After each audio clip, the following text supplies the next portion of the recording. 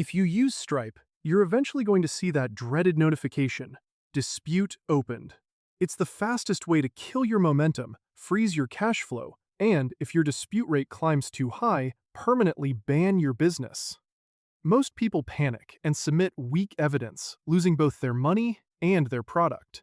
That stops today. In this masterclass compilation, we are walking through the 3 critical pillars of Stripe survival. First, we're looking at the immediate technical fix, exactly what to do the second that notification hits your inbox. Second, I'm showing you the winning blueprint, the specific evidence and formatting tactics I use to flip the odds in my favor and actually win my money back from the banks. And finally, we're looking at the big picture, how to handle a high dispute percentage so you can lower your risk profile and keep your account safe from the Stripe ban hammer. Whether you're dealing with your first chargeback or you're fighting to save your account, this is the only guide you need.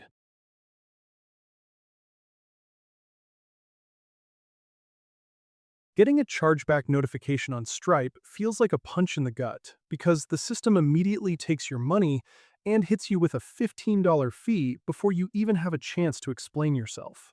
If you don't handle this correctly and quickly, you're going to lose that cash permanently and damage your reputation with credit card networks. I'm going to walk you through the exact steps to fight this and get your money back, but stick around until the end, because I'll show you a specific setting in your dashboard that can actually stop these disputes before they even reach the bank. A chargeback happens because a customer told their bank they don't recognize a charge or didn't get what they paid for. Think of the bank as a strict referee who automatically pauses the game and takes the ball away until you prove you played by the rules. Most of the time, this is just a misunderstanding or a customer forgetting what they bought. But if you ignore it, the bank assumes you're at fault. You usually only have a window of 7 to 20 days to respond, depending on the card brand, so you need to move right now. First, log into your Stripe dashboard and go to the Payments section. Then click on Disputes to see exactly what you're dealing with. You need to look at the reason code provided because a dispute for fraud requires different proof than a dispute for a missing delivery. Once you know why they're complaining, try to contact the customer directly via email. Sometimes a simple conversation clears things up, and they can actually call their bank to withdraw the dispute, which is the easiest way to win. If they don't respond, you need to click the Counter Dispute button in your dashboard to start your defense. This is where you upload your evidence. You'll want to submit the digital receipt, any tracking numbers that show a successful delivery, and screenshots of your customer service chats. If you have a Terms of Service page that they agreed to at checkout, upload that too. Stripe sends all of this to the bank for you, so make sure your documents are clear and professional. Now, for the pro tip to keep your money safe in the future. You should integrate a tool like Chargeblast or turn on Stripe Radar immediately. These tools give you an early warning before a dispute becomes official. When you get an early alert, you can simply refund the customer's money yourself. It sounds counterintuitive to give the money back, but doing this prevents the $15 dispute fee and keeps your chargeback ratio low, which saves you thousands of dollars in the long run. Now that your Stripe account is protected, you should look into how to optimize your checkout flow to reduce these complaints from happening in the first place. Winning a Stripe dispute is not just about being right. It is about proving you are right to a bank that does not know you. Most people lose these cases because they get emotional or send too much messy information. I'm going to show you the exact evidence you need to submit to flip the decision in your favor. And if you stick around until the end, I will share the one specific setting in your checkout process that stops most of these disputes from ever being opened in the first place. Disputes usually happen because of a simple breakdown in communication, or a customer who does not recognize a charge on their bank statement. Think of a dispute like a courtroom, where the judge is a bank employee who has 30 seconds to look at your file. If your evidence is a mess of random screenshots, they will side with the customer every time. Your job is to make their job so easy that they cannot find a reason to rule against you. When you get that red alert in your Stripe dashboard, do not panic. You have a window of about 7 to 21 days to respond. So take a breath and click into the disputes section to see the specific reason for the claim. First, you need to build a proof bundle for the bank. If you sold a physical product, your tracking number is your best friend, but a signed delivery receipt is even better. For digital products, you need to show the bank that the customer actually used what they bought. Pull your server logs to show their IP address, the exact timestamp they logged in, or the confirmation that they clicked the download link. Next, go to your email and find every conversation you had with this person. Take clean screenshots of any messages where they seem happy or confirm they received the item. Now, here is the part everyone forgets. You must include a copy of your terms of service and your refund policy.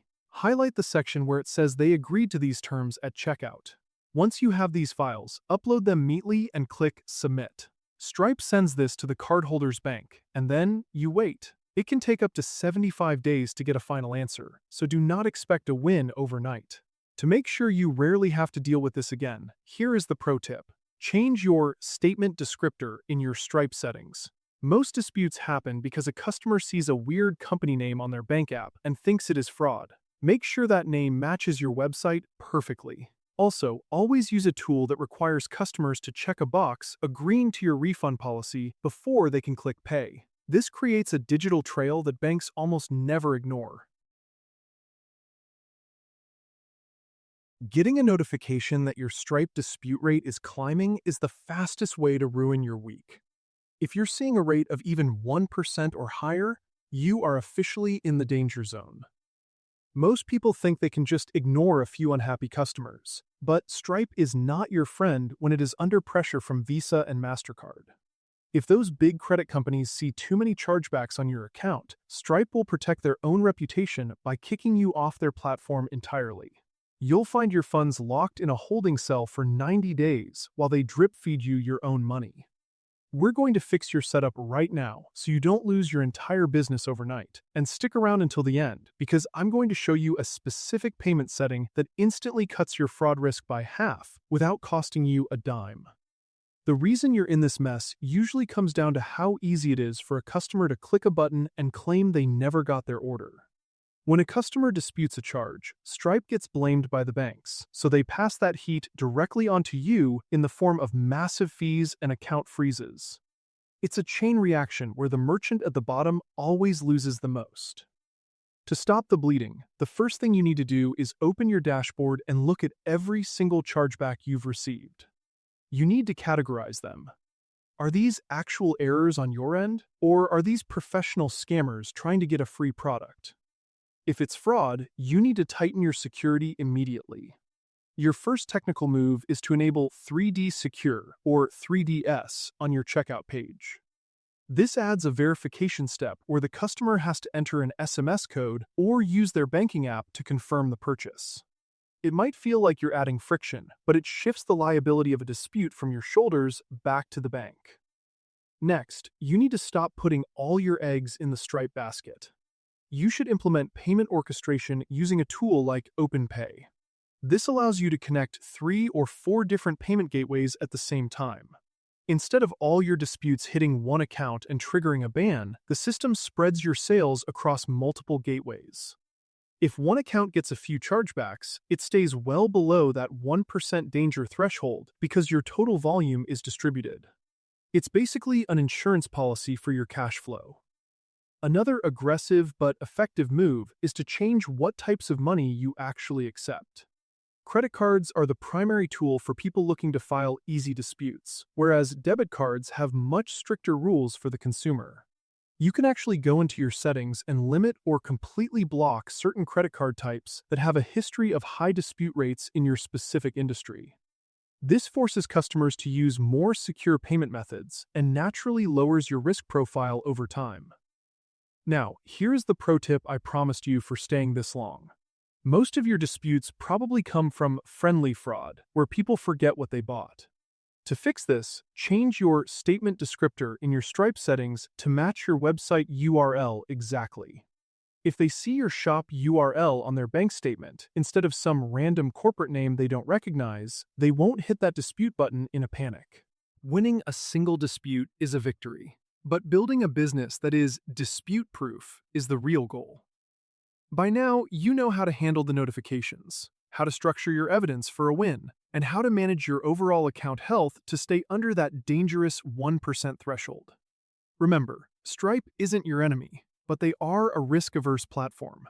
The more professional and prepared you look in your rebuttals, the more they'll trust you as a merchant.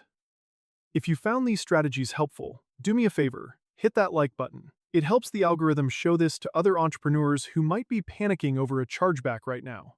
And if you want my specific templates for dispute rebuttals, or a deeper look into the tools I use to automate my fraud prevention, check out the links in the description below. Don't let one bad customer or a technical glitch sink your entire operation. Stay proactive, keep your evidence logs tight, and I'll see you in the next video. Good luck out there, and let's keep those dispute rates at 0.